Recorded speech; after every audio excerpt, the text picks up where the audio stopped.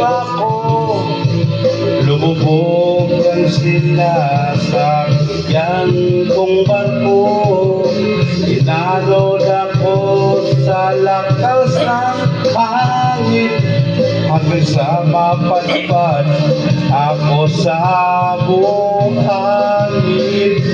Ako'y natuwa dahil ako'y buhay, nang may nakita kong babae walang malay. Siya'y nilapitan upang aking tulungan, nang siya'y mamasdan o kay amo ng kanyang mukha. Sa ganda para siyang diwata, kahit ganito ang aking sinapit, ngunit siya naman ang hulog ng langit.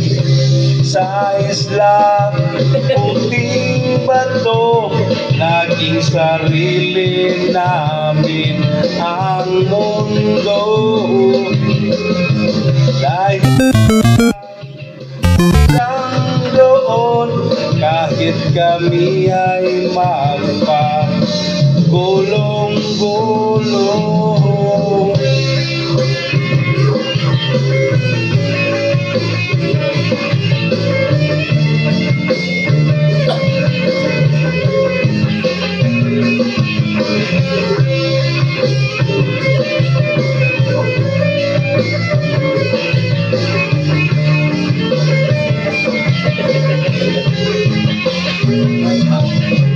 Lugar na tahimik, ngayon sumaya sa pag-iibigan naming dalawa.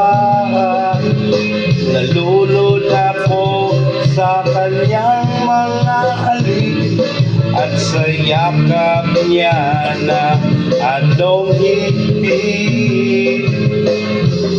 Nawalay man sa mga mahal sa buhay, di ko naisipan pa ang malumbay. Magagandang talag at sariwang prutas at ang kalayaan kung dinaranas, ngunit ang tunay na dahilan sa aking lubos na kaligayahan ay ang tulad niya na aking pangarap, at sa piling niya na walang kasing sarap. Sa isla puting bato, naging sarili namin ang mundo. Pag walang hadlang doon, kahit kami ay magpagulong-gulong.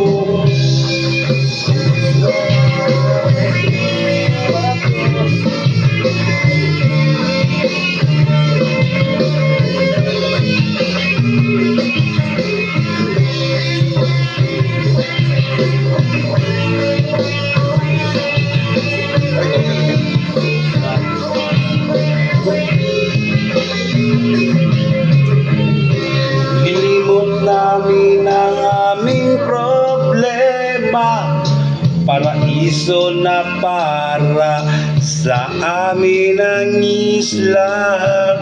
Takbo ng oras ay walang sinasayang, naghahabulan at nagsabsabahan hanggang sa sumapit ang bilog ng buwan. Kami ay nagmisto lang iba at adaan, at nang tikman ko ang kanyang mansanas, ako'y nabigla at napaliwalas. Ako pala ay nagising, sa panaginip ay nabitin. Panaginip na anong ganda, sa pagtulog ko sana'y muli siyang makita. Sa isla, puting bato, naging sarili namin ang mundo. Maging walang hadlang doon,